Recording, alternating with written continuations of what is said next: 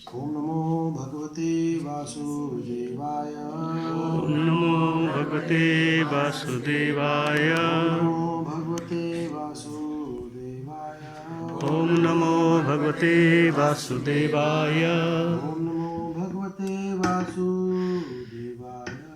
ओम नमो भगवते वासुदेवाय। हरे कृष्ण। तुम लोग भगवत गीता पढ़ते हैं, अध्याय 10 श्लोक संख्या 8। उस पर से कुछ चर्चा करेंगे। बोलिए, अहम सर्वस्य प्रभुवो अहं सर्वस्य प्रभुः मत्तः सर्व प्रवर्तते मत्ता सर्व प्रवर्तते इति मत्वा भजन्ते माम् इति मत्वा भजन्ते मां बुधा भाव समन्वितः भावसमन्वितः। अहम सर्वस्य प्रभुवो अहं सर्वस्य प्रभुः मत्तः सर्व प्रवर्तते इति मत्वा भजन्ते माम् ते मां बुधा भाव समन्वितः अहम सर्वस्य प्रभवो मत्तः सर्व प्रवर्तते इति मत्वा भजन्ते माम् बुधा भाव समन्वितः। शब्दार्थ, अहम मैं, सर्वस्य सबका, प्रभव उत्पत्ति का कारण, मत्त मुझसे, सर्वम सारी वस्तुएं, प्रवर्तते उद्भूत होती हैं, इति इस प्रकार, मत्वा जानकर, भजन्ते भक्ति करते हैं, मां मेरी, बुधा विद्वान जन, भाव समन्वितः अत्यंत मनोयोग से। अनुवाद तात्पर्य श्रील प्रभुपाद के द्वारा। श्रील प्रभुपाद की जय। मैं समस्त आध्यात्मिक तथा भौतिक जगतों का कारण हूँ। प्रत्येक वस्तु मुझ ही से उद्भूत है। जो बुद्धिमान ये भली भांति जानते हैं वो मेरी प्रेमा भक्ति में लगते हैं तथा हृदय से पूरी तरह मेरी पूजा में तत्पर रहते हैं। दोहराइए, मैं समस्त आध्यात्मिक तथा भौतिक जगतों का कारण हूँ। प्रत्येक वस्तु मुझ ही से उद्भूत है। जो बुद्धिमान ये भली भांति जानते हैं वे मेरी प्रेमा भक्ति में लगते हैं तथा हृदय से पूरी तरह मेरी पूजा में तत्पर रहते हैं। तात्पर्य प्रभुपाद जी लिखते हैं कि जिस विद्वान ने वेदों को ठीक से अध्ययन किया हो और भगवान चैतन्य जैसे अधिकारियों से ज्ञान प्राप्त किया हो तथा यह जानता हो कि इन उपदेशों का किस प्रकार उपयोग करना चाहिए, वही यह समझ सकता है कि भौतिक तथा आध्यात्मिक जगतों के मूल श्री कृष्ण ही है। इस प्रकार के ज्ञान से वह भगवत भक्ति में स्थिर हो जाता है। वह व्यक्ति की टीकाओं से या मूर्खों के द्वारा कभी पथभ्रष्ट नहीं होता। सारा वैदिक साहित्य स्वीकार करता है कि कृष्ण ही ब्रह्मा, शिव तथा अन्य समस्त देवताओं के स्रोत है। अथर्ववेद गोपाल परिषद 1:14 में कहा गया है, यो ब्राह्मणा विदधाति पूर्वा यो वे वेदांश्च गायति स्म कृष्ण। प्रारंभ में कृष्ण ने ब्रह्मा को वेदों के ज्ञान का प्रदान किया और उन्होंने भूतकाल में वैदिक ज्ञान का प्रचार किया। पुनः नारायण उपनिषद में आगे कहा गया है कि अतः पुरुषो है वह नारायणो अहकामयत प्रज्ञा सुयोयति। तब भगवान ने जीवों की सृष्टि करनी चाहिए। तात्पर्य और बड़ा है पर इसी पर हम चर्चा करेंगे।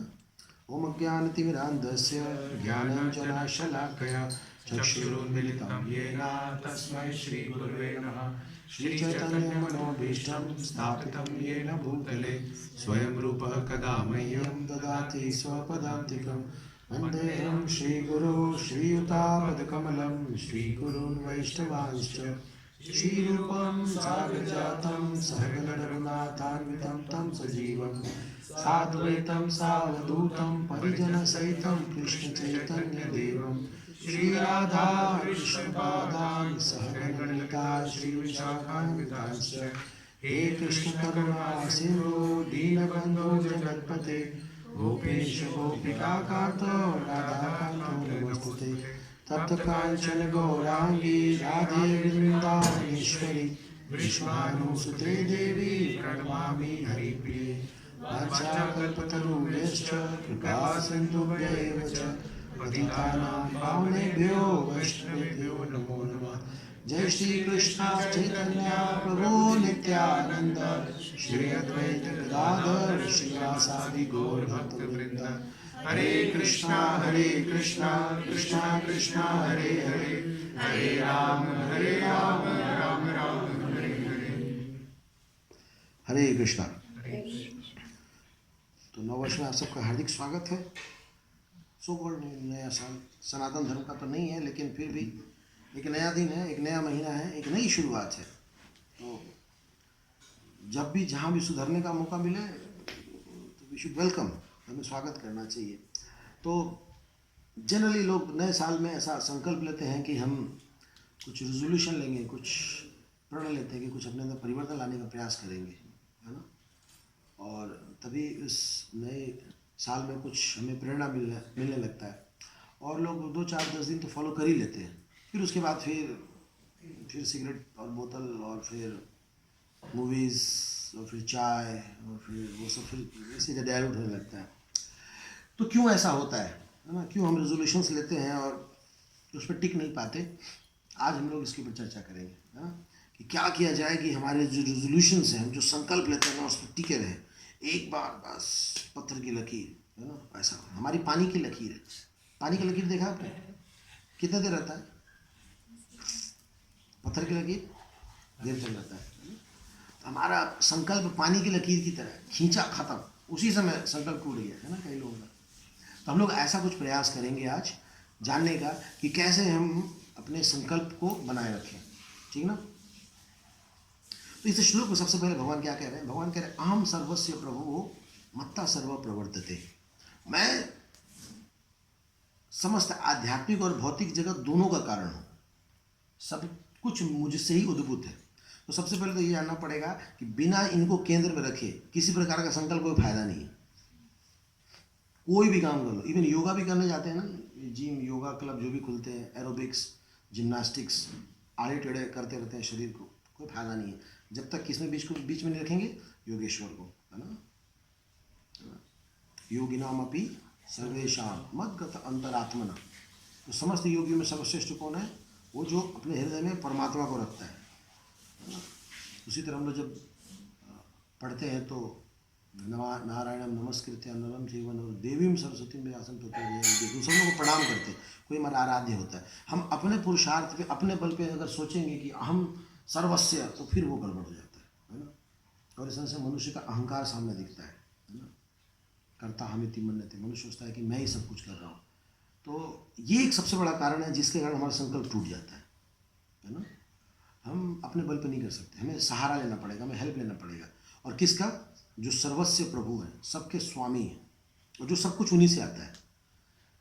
When he says that सब कुछ मुझसे ही उद्भूत है, यानी कि art, science, commerce, business, job, कुछ भी हो, इन्हीं से उद्भूत है। और उन्हीं चीज़ों में महारत हासिल करना चाहते, कंट्रोल करना चाहते। जैसे वो इंद्रियों के स्वामी हैं, इसलिए उनका नाम ऋषिकेश है, और इंद्रियों को कंट्रोल करना चाहते हैं। तो मालिक को खुश रखेंगे तो फिर ये कंट्रोल हो सकता है।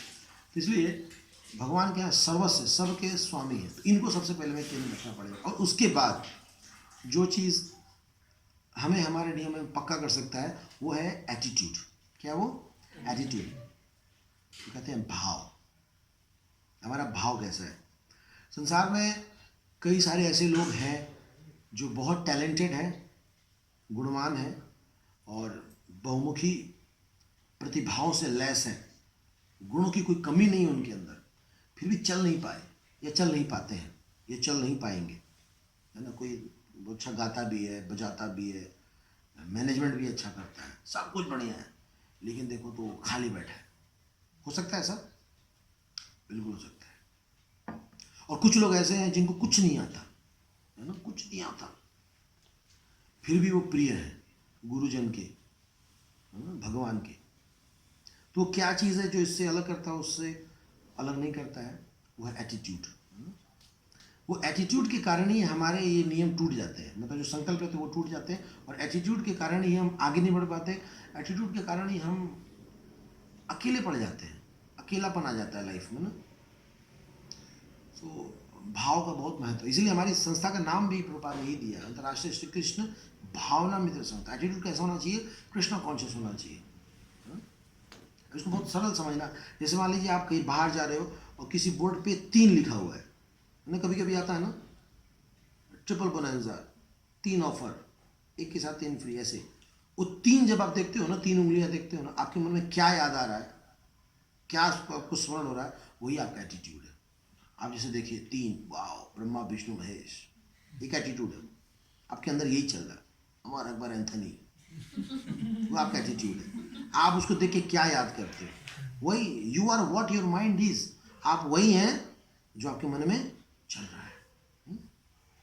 कुछ भी आप 3 से बहुत कुछ आप सोच सकते हैं, 3 दिगाड़ा काम बिगाड़ा, ये भी सकते हैं। हम लोग कोई भी काम 3 बार करते हैं ना, जैसे अगरबत्ती में 3 लेते हैं, ऑड नंबर लेते हैं ना, इवन नहीं चलता। देखो माइक देख के आपको क्या याद आता है? माइक, रिकी मार्टिन, है ना, ऐसे बोलकर पकड़ते। मेरे भतीजे ने मेरे को पहली बार बताया, बोला चाचू आपने जस्टिन बीबर का नाम सुना है? ये क्या है? बोला आप जस्टिन बीबर को नहीं जानते, आप जस्टिन बीबर को नहीं जानते। मैंने कहा बता भी दे कौन है। पहला कोई कैनेडियन सिंगर है, और सच में मुझे नहीं मालूम था। तो कहता है कि जब भी कोई माइक ऐसे पकड़ता है ना, तो मुझे जस्टिन बीबर याद आता है। ये उसका एटीट्यूड। और हम माइक देखते तो हमें याद आता है हमारे 2 बेस में बाइक का स्टैंड खराब हो गया है ना, इसको बनवाना है। एटीट्यूड, क्या अंदर चल रहा है ना, तो इस एटीट्यूड को ठीक करना है। इसलिए प्रभुपाद जी कहते हैं कि हमें कृष्ण भावना भावित होना है। तो 5 फैक्टर्स हैं जो हमारे एटीट्यूड को बनाता है और बिगाड़ता है। ठीक है, 5 फैक्टर्स क्या क्या है? False ego, upbringing, association, false ego, association, upbringing, past life conditioning and will power. ये 5 चीजें हमारे एटीट्यूड बनाती भी हैं और बिगाड़ती भी हैं। इन 5 चीजों को अगर हम ठीक करेंगे तो हमारा काम चल सकता है ना। जैसे फॉल्स ईगो, फॉल्स ईगो का मतलब मिथ्या अहंकार, हम जो नहीं है वो मान लेना। जैसे हम सब गाड़ी से चलते हैं, हमने देखा होगा गाड़ी में बैठने के बाद ना एटीट्यूड बदल जाता है, और पैदल में एटीट्यूड अलग रहता है। कभी ऑटो में चलना, वो एक अलग ही एटीट्यूड होता है, नहीं, बड़ा विनम्र होकर चलते हैं। अब बस में आने के बाद और एक अलग ही एटीट्यूड आता है, चुपचाप विनम्रता याद रहती है। और जैसे बैठते हैं कार में तो आता है अहंकार, है ना, और सामने रिक्शा आता है, ए रिक्शा हट, है ना, ऐसा सोचते हैं हम लोग। That's false ego, false ego. अगर हमें थोड़ी सफलता मिल जाए, हम अपने आगे किसी को लगाते ही नहीं, दैट्स फॉल्स ईगो। तो प्रभुपाद जी कहते हैं बॉडीली आइडेंटिफिकेशन, अपने आप को इंडियन, इंजीनियर, मेल फीमेल, गोरा काला, मोटा छोटा, ये सब फॉल्स ईगो में। हम वो नहीं हैं जो अपने आप को समझ रहे हैं, और इसके कारण हमारा एटीट्यूड खराब हो जाता है। एटीट्यूड इसी से बिगड़ता है। इसलिए महाप्रभु कहते हैं भालो ना खाइए, भालो ना पेरे के। अब क्या बढ़िया खाने से ना एटीट्यूड बिगड़ जाता है। बढ़िया बढ़िया अगर मिलता रहे ना, उसको बोलोगे आज खिचड़ी बना है। हमारे एक बेस में लड़ाई हो गई थी इंचार्ज से और एक नॉर्मल मेंबर से। तो उसने, जो इंचार्ज होते हैं वो तो ओवरऑल देखते हैं ना, तो उनको बजट भी बचाना था, तो वो सब हमसे एक कदम आगे होते हैं। हमने तो बोला था कि सप्ताह में 1 बार खिचड़ी बनाना। वो बोलता है प्रभु जी खिचड़ी पेट के लिए बहुत अच्छा होता है। तो अब इसमें आप ना तो बोलोगे, ना बोलोगे क्या? नहीं। अब हमें क्या मालूम उसके पीछे का प्लान कुछ और है। उसने मेरे को बोला प्रभु जी खिचड़ी पेट के लिए बहुत अच्छा होता है। बोले हाँ वो तो है ही है। बस उसने अपना रूल बना लिया, 2 बार खिचड़ी। और एक लड़का था वो थोड़ा चटोर था, सबसे पहले जब में पूछ ले क्या बन रहा है, सारा जब उस कुकिंग के ऊपर डिपेंड करता था। अच्छा बन रहा है, हरे हरे हरे हरे हरे हरे, और वो खराब कृष्णा कृष्णा कृष्णा कृष्णा नाग दबा। तो एक दिन दोनों की बड़ी तगड़ी लड़ाई हो गई। दोनों बड़े पुराने लड़के थे, बड़ी लड़ाई। बाद में मुझे पता चला कि कोल्ड वॉर चल रहा है। भक्त तो खुल के लड़ भी नहीं सकते ना, वो चल रहा था। तो मैंने पूछा क्या कारण है? बोले दिस इज गृह युद्ध जो है खिचड़ी के कारण हो रहा है। क्यों 2 बार खिचड़ी बनी? तो क्या था कि बढ़िया खाते खाते ना आदत बिगड़ जाती है हमारी। इसलिए महाप्रभु ने कहा ना कि जीभ की problem is a big problem. तो ये भी हमारे एटीट्यूड को बिगाड़ देता है। उसी तरह वस्त्र भी एटीट्यूड को बिगाड़ देते हैं। देखो हम लोगों का ना फिक्स ड्रेस है, कोई प्रॉब्लम नहीं, एक ही टाइप का है, कोई प्रॉब्लम नहीं। जिनका मल्टीपल है ना वो कभी संतुष्ट नहीं है ना, नीला पीला ये वो 50 रंग बदलते रहते, इतने वार्डरोब्स पूरे भरे हुए हैं, याद भी नहीं आती मेरा ही है, हाँ ये तो मैंने ही खरीदा था ना। हमारा वो सेम कलर, कोई प्रॉब्लम नहीं। तो जितना लाइफ सिंपल रहेगा, विचार उतने ऊंचे होंगे, एटीट्यूड बिल्कुल ठीक रहेगा, है ना। तो false ego is one of the main reason जिसके कारण हमारा एटीट्यूड बिगड़ जाता है। इसलिए एक जगह ये भी कहा जाता है कि जड़ विद्या मायर वैभव, ज़्यादा मेटेरियल एजुकेशन भी ना लोगों को बिगाड़ देता है। तो भगवद गीता में बताया गया माया प्रिहत ज्ञाना, माया उसके ज्ञान को हर लिए, ज़्यादा पढ़ लिया ना आप उसको दिमाग में। जैसे एक था स्टीफन हॉकिंग्स था ना, देयर इज नो गॉड लिखा हुआ था 2011, अब लिखा हुआ there is no Steve Hawkings god. तू चला गया, वो तो गया बोलने वाला, और गॉड अभी भी है। लेकिन उसको लोग क्या मानते थे, उनकी पुर्जा ढीला हो गया था उसका, फिर भी एटीट्यूड नहीं गया था। तो ज़्यादा पढ़ाई वगैरह से ये प्रॉब्लम आता है। और लोग कई लोग डोले शोले बना के चलते हैं ना, जिम से देखा तो निकलते हैं, लगता है इधर घाव हो गया, ऐसे चलते हैं। और वो देखो कैसे बात करते हैं, रिक्शा जाएगा नहीं, क्यों, अरे क्या मतलब बनता है, क्यों? अब ताकत है कहीं ना कहीं तो निकलेगा ना। उसको गरीबों को परेशान करना या ऑटो वालों को परेशान करना, या एटीट्यूड बिगड़ता है फॉल्स ईगो में कब आता है, खास करके जब लोग सिनेमा देख के निकलते हैं, है ना। मान लो मूवी देख के निकला है, किक, अब पूरी मूवी में किक मारा गया है ना। वो हर चीज़ को रास्ते में किक ही मारता रहेगा ना, कुछ भी किक मारेगा, दरवाजा भी ठक से पैर से बंद करेगा। उस दिन पूरा वो मूवी चलता रहता है उसके दिमाग में, दैट्स फॉल्स एटीट्यूड, है ना। तो इसीलिए हमें देखना चाहिए कि हम क्या है वास्तव में। तो बताया गया जीवन स्वरूप है कृष्ण नित्यदास। तो एक होता है ट्रू ईगो, एक होता है फॉल्स ईगो। तो ट्रू ईगो का मतलब क्या होता है कि हम क्या हैं, हम भगवान के अंश हैं और हमारा धर्म है भगवान की सेवा करना। जब हम ये करते हैं this is called true ego, ये सही हो। और जब हम ट्रू ईगो पे चलते हैं तो फिर हम खुश रहते हैं, है ना। ट्रू ईगो पे चलेंगे देखिए खुश रहेंगे आप, जितने नेचुरल रहेंगे ना उतने आप खुश रहेंगे। दिखावे की जिंदगी ना लंबी नहीं चल पाती, है ना। आप जैसे हो वैसे हो। जैसे हमारे महाराज हैं परम पूज्य गोपाल कृष्ण गोस्वामी महाराज, उनका इन एंड आउट सेम है।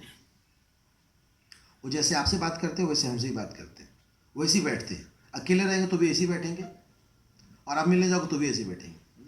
पर जनरली हम लोग जब कोई आता है तो थोड़ा सा अलग पोजीशन में बैठते हैं, और अकेले रहते हैं तो तकिया यहाँ लेके वहाँ लेके, है ना, विष्णु के पोजीशन में आ जाते हैं, ऐसे करके बैठे लेटे रहते हैं। वो पोजीशन हमारा चेंज होता रहता है। और महाराज वगैरह तो बिल्कुल उसी तरह सेम, हम लोग देख के बात करते हैं। आपको भी रहेंगे तो प्रीच करेंगे, और उनको जाए वो उनको भी प्रीच ही करेंगे। That's called true ego. तो जितने हम सिंपल रहते हैं ना उसको मेंटेन करना बहुत मुश्किल है, मतलब आसान है। जितना सिंपल रहेंगे उसको मेंटेन करना बहुत आसान है, और जितने कॉम्प्लिकेटेड रहेंगे उसको मेंटेन करना बहुत मुश्किल हो जाता है। जैसे मान लीजिए आपके कोई गेस्ट आया, आपने सुपर डुपर वेलकम की, यहीं से फूल फेंकना शुरू कर दिए, रेड कार्पेट मिला धोबी दुकान तक, आइए प्रभु जी मोर पंखा चाह। और 10 दिनों के बाद पता चला कि वो बेचारा पानी मांग रहा है, वही पड़ा प्रभु जी, वही बाएं साइड में देखो ना, वही पड़ा होगा। तो समझ जाएगा कि दिस इज नॉट नेचुरल, है ना। तो फॉल्स ईगो ये होता है। फिर दूसरा जो हमारे एटीट्यूड को बिगाड़ता है वो है पास्ट कंडीशनिंग, पिछले जन्म के भी संस्कार, ये भी हमारे एटीट्यूड को बनाता और बिगाड़ता है। और इसमें हमारा वैसे उतना कोई कंट्रोल नहीं होता, है ना। जैसे कई लोगों के पिछले जन्म के कुछ संस्कार ऐसे होते हैं जो आप न चाहते हुए भी करना पड़ता है ना? जैसे कि कई लोग ऐसे होते हैं जिनको नींद बहुत आती है। अब आई डोंट नो, ऐसा उन्होंने कोई कोर्स नहीं किया है कि ज़्यादा सोने का कम सोने का फायदा, क्या करोगे, शरीर ही ऐसा है वो, है ना।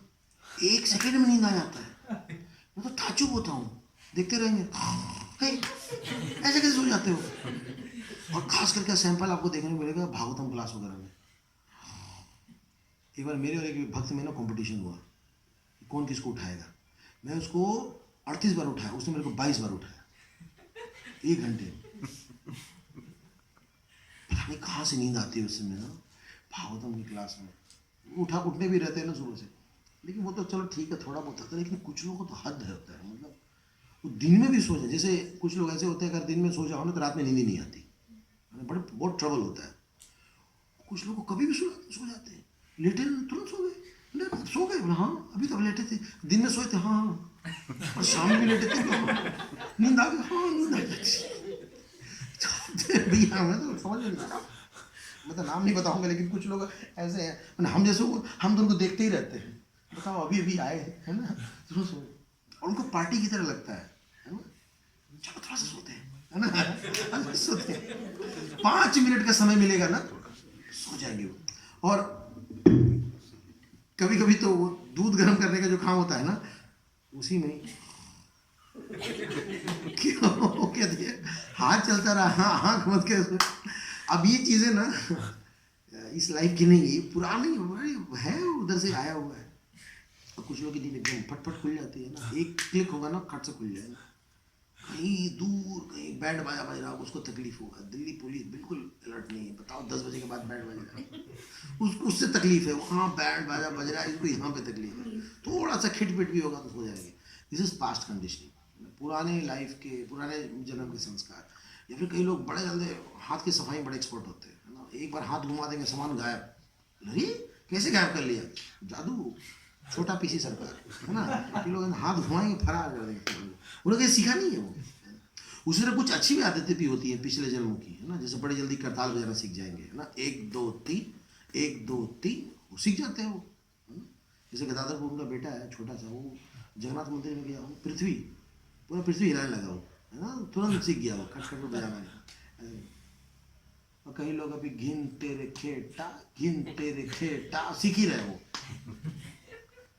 और हमारे एक भक्त है मंदिर में, गिरधारी लाल जानते हो ना, भैया बांसुरी फू फू फू फू फू फू बजाना सीख लिया। बोले अरे अब सीख गए, हाँ हारमोनियम ऐसे कोई सिखाया नहीं इनको, है ना, आराम से देखते देखते करते करते वो प्रोफेशनल बजा रहे एकदम। और मृदंग भी बिल्कुल ऐसा ही है, सब कुछ सीख गए वो। और कई लोगों से वो बजता ही नहीं हो, जो बांसुरी होता है फू फू, सही जगह फूंक ही नहीं मार पा रहे अभी। कितने यूट्यूब वीडियोस देख लिए, नहीं है वो नहीं है, वो करताल नहीं बजा पाते। अगर करताल बजा देना तो कीर्तनिया देख लेता है, रख दो होता है ना, कुछ लोगों को खाली कोई देखना पड़ता है, रख दो, पता चला कितने साल से ना घिन तेरे खेटा कर रहे हैं, कर ही रहे। तो कई बार हल्का हल्का करने से हो जाता है, कई लोग बहुत फटाफट सीख जाते हैं। कहाँ से आता है पिछले, उस तरह कुछ भक्त होते हैं, है ना, छोटे से ही, अब देखिए तिलक लगाएंगे फर्स्ट क्लास एकदम सीधा, कुछ लोग आते हैं वैसे बाएं दाएं जाता है, लगा तो बाएं दाएं जाता है ना। या फिर यहाँ आते प्रणाम करना सीखते हैं, श्लोक रिसाइटेशन शुरू करते हैं, लगता है पीछे से आए और आगे बढ़ गया, और हम वहीं के वहीं रह गए। क्यों? पास कर्मा, है ना। भगवान कहते हैं न्याभि कर्मणोऽस्ति पृथ्वायु न विदित स्वल्प कस्यपि धर्म से त्रायतो माधव। थोड़ा भी अगर आपने किया है ना, भगवान बचा के रखते हैं। अगले जन्म में चैप्टर 7 तक पढ़ा, उसको चैप्टर 8 से अंडरस्टैंडिंग देंगे, 7 तक उसको क्लियर हो जाएगा। तो उसी तरह हमारा एटीट्यूड भी जो ना कभी कभी पिछले जन्मों के कारण कभी कभी बिगड़ा रहता है, तो ज़्यादा दुखी नहीं होना चाहिए उसके लिए, है ना। जैसे एक श्लोक आता है ना, अपि चेतु स दुराचारो भजते माम अरण्यभाग।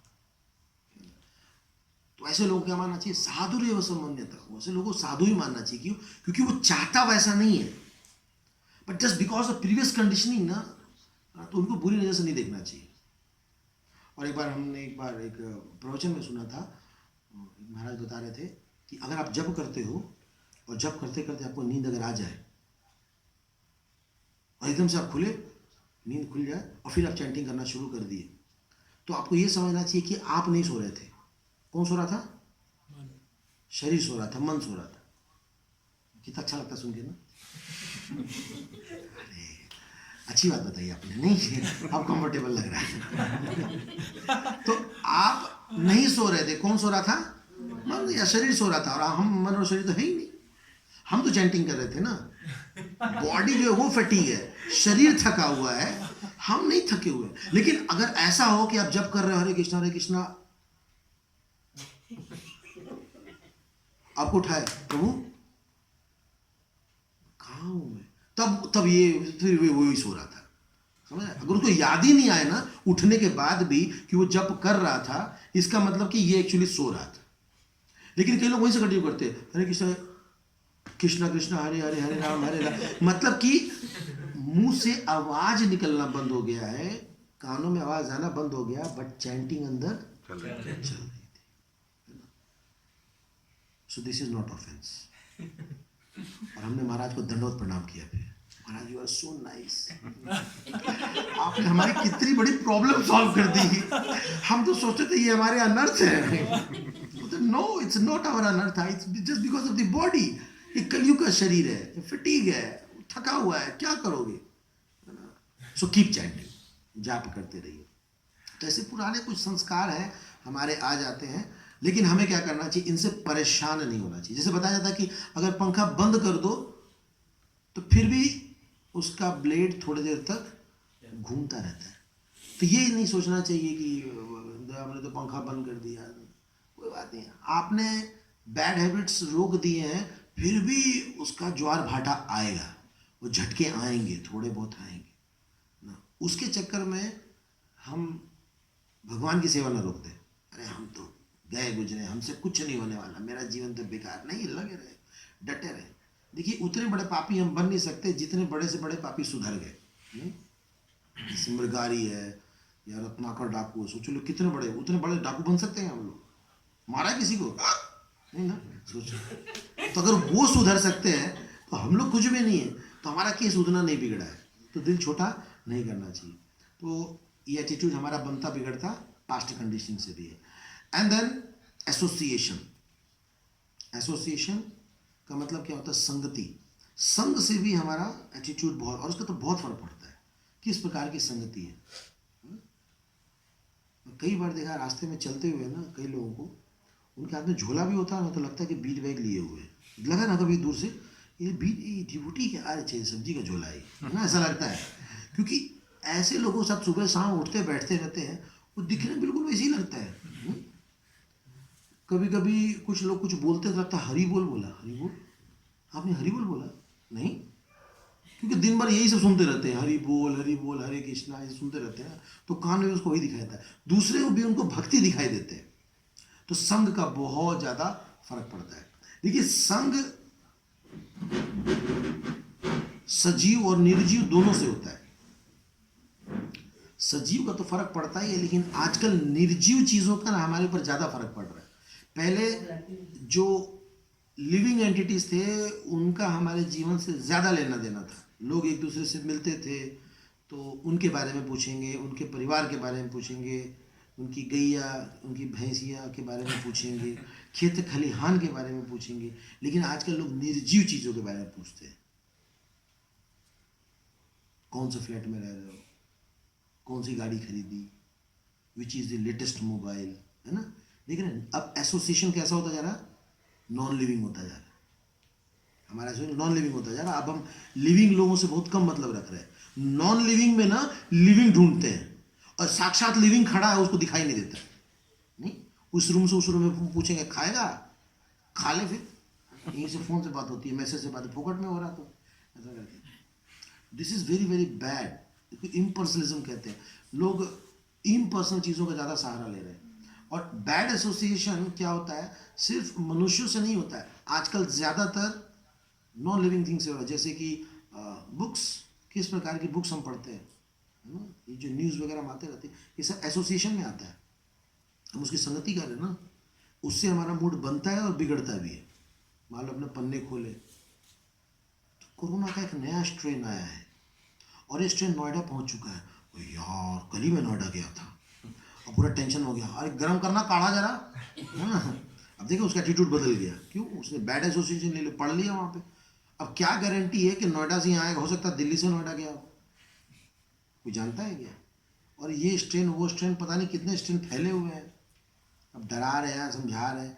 अब कई लोग अफवाह फैला दिया, ये वैक्सीन मत ले, ये वैक्सीन मत लेना, ये वैक्सीन पता नहीं किन चीज़ों से बना हुआ है, कोई तो नया। अब मान लो सुबह पड़ गया, आइए हम जाने ये वैक्सीन बना किससे, इसके साइड्स, इसके प्रोज एंड कॉन्स, वो पढ़ के अलग से तनाव में आ गया। बैड एसोसिएशन, वो दिमाग खराब है सुबह सुबह, क्या कुछ सुबह फ्रेश था, वो उल्टी पुल्टी चीज़ें पढ़ ली वो, लाइक दैट, है ना। उस तरह बस जा रही थी यात्रा में, बस पलट गई, 20 मरे 30 घायल। बताओ, ये भगवान का नाम लेते, क्या वजह, तीर्थ पे जा रहे थे ये लोग, बड़े श्रद्धालु बने थे, देखो मरो, तभी मैं नहीं जाता किसी मंदिर। That's bad association. उसी तरह मोबाइल से बहुत सारे छोटे छोटे वीडियोस आते हैं, क्लिप्स आते हैं, वो सब देखते रहते हैं ना, वो क्या कहते हैं उसको, प्रैंक, है ना, प्रैंक करते रहेंगे, इसका मजाक उसका मजाक, ये सब एसोसिएशन में आता है, सब एसोसिएशन में। तो इनको देखते देखते ना हम भी वैसे ही हो जाते हैं, ये हमारे एटीट्यूड को वैसे ही बना देगा, वो उसके बिहेवियर बिल्कुल ऐसा लगेगा। उसी तरह अगर आप गुड एसोसिएशन की बात करोगे, अच्छे भक्तों की बात करोगे, तो उनसे अगर सुनोगे तो उसे बहुत प्रेरणा मिलता है ना। जैसे हम किसी भक्त को देखते हैं कि डेली फिक्स सुबह 3:15 पर उठ जाते हैं, चाहे जो हो जाए, यानी कि आपने अच्छा एसोसिएशन लिया। एसोसिएशन का मतलब साथ में बैठना नहीं होता, एसोसिएशन का मतलब बात करना नहीं होता, एसोसिएशन का मतलब होता है विचारों का आदान प्रदान। आप कुछ बोल रहे हो और आप कुछ सुन रहे हो, उसकी बातों से अगर आपके अंदर फर्क पड़ा तो फिर आपने संग ले लिया।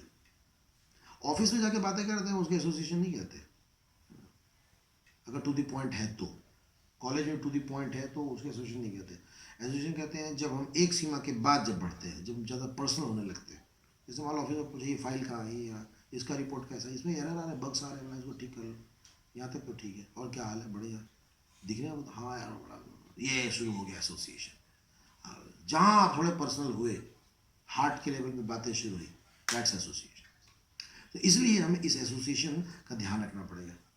अभी जैसे हमारे मंदिर में हम सबके प्रेरणा के स्रोत मोहन रूपा प्रभु जी, आप जानते हैं हमारे प्रेसिडेंट हैं, तो उनके एसोसिएशन का बड़ा फर्क पड़ता है। कथाएं तो हम लोग कई लोगों की सुनते हैं, पर लाइव वो दिखते हैं, जो कथाओं में सुनते हैं उनके शरीर में साक्षात दिखता है। तो कुछ दिन पहले एक नया एसोसिएशन लिया मैंने उनसे, एक नया सीखा, पता है क्या, आंख धोना। ये होता नहीं, अभी मैंने बचपन में बहुत सुना है, बड़ा आलस लगता था छोटे में, नहीं, वो पानी हम तो खाली से छू लेते थे, बस बहुत हो गया, नहीं। और डॉक्टर भी क्या कहते हैं कि आंख कैसे धोना चाहिए, आंख पे ऐसे झटके मारने चाहिए पानी के, आंखों के लिए बहुत बढ़िया होता है, नहीं, पुराने लोग सब लोग यही कहते हैं, हमारे पिताश्री भी कहते थे।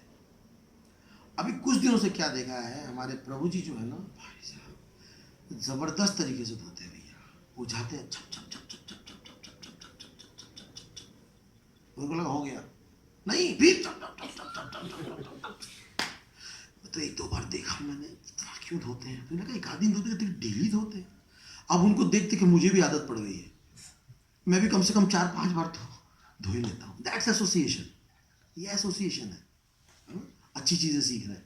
अभी हमने सुना था, अब उनको पक्का वैद्य जी ने बोला होगा, श्योर हमारे वैद्य जी है ना, उनको बोला, no doubt, gold is gold, whether you take from Hindu shop और मुस्लिम शॉप डजंट मैटर, अच्छी चीज अगर कहीं से मिल जाए ले लेना चाहिए।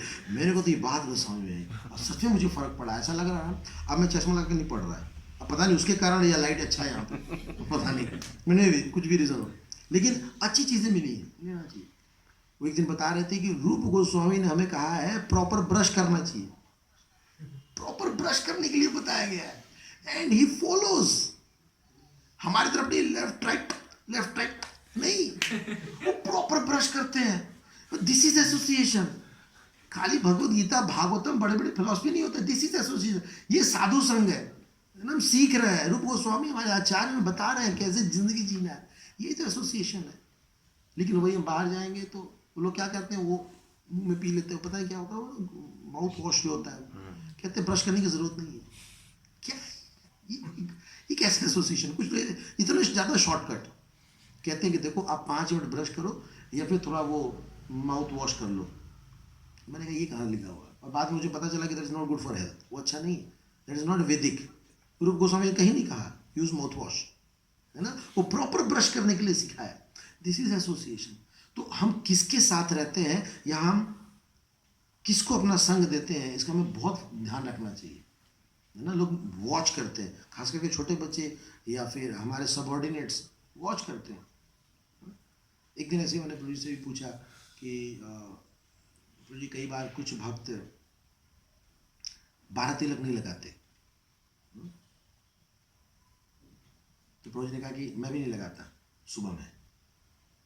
तो उन्होंने उसका रीज़न बताया, पता है क्या रीज़न बताया, उन्हें फटाफट रहता है, जल्दी जल्दी माला शुरू करना है ना, वो मेन पर्पस रहता है कि without any delay I have to start my rounds.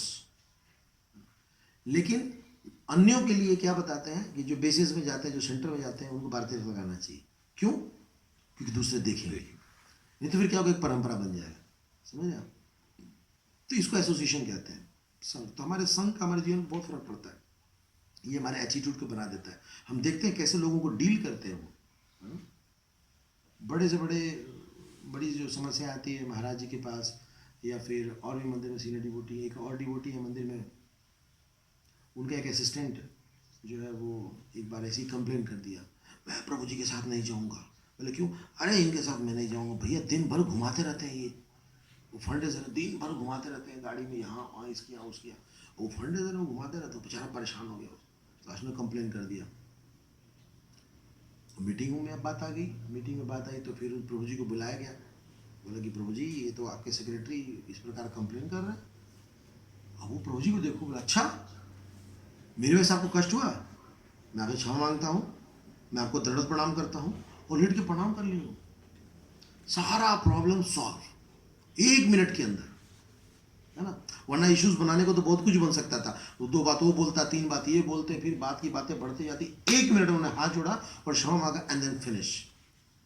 हमारे को टेक अवे ये मिला कि अगर हमें भक्ति में बने रखना है ना, तुरंत छोटा हो जाना चाहिए, तुरंत झुक जाना, ये नहीं देखना कि हम बड़े हैं, ये क्या जाने हम कितना इंपॉर्टेंट काम कर रहे हैं। तो ये हमें मंदिर सीखने को मिलता है। बाहर में कोई थोड़ी बोलेगा ना ईंट का जवाब पत्थर से देंगे, है ना, तुम्हारी तो ईंट से ईंट बजा देंगे, हार मत मानना भाई, हम तेरे साथ हैं, पीछे खड़े हैं, आगे बढ़ते रहो। ऐसे करते हैं ना बाहर के लोग, हाँ चढ़ा देते हैं, लड़ा देते हैं। ये हमें आगे बढ़ने को नहीं मिलता है, पर हमें कहाँ सीखने को मिलता है? ये भक्तों में सीखने को मिलता है। और हमने देखा है कि ऐसे लोग ना रह गए, टिके गए। एक बार मैंने महाराज को देखा था टेम्पल हॉल में, ऐसे कोई विदेशी भक्त थे और उनको शायद एकोमोडेशन का प्रॉब्लम था। एकदम से आए और चिल्लाने चीखने लगे, आपके मंदिर में ऐसा हो रहा, मुझे प्रॉपर रहने की व्यवस्था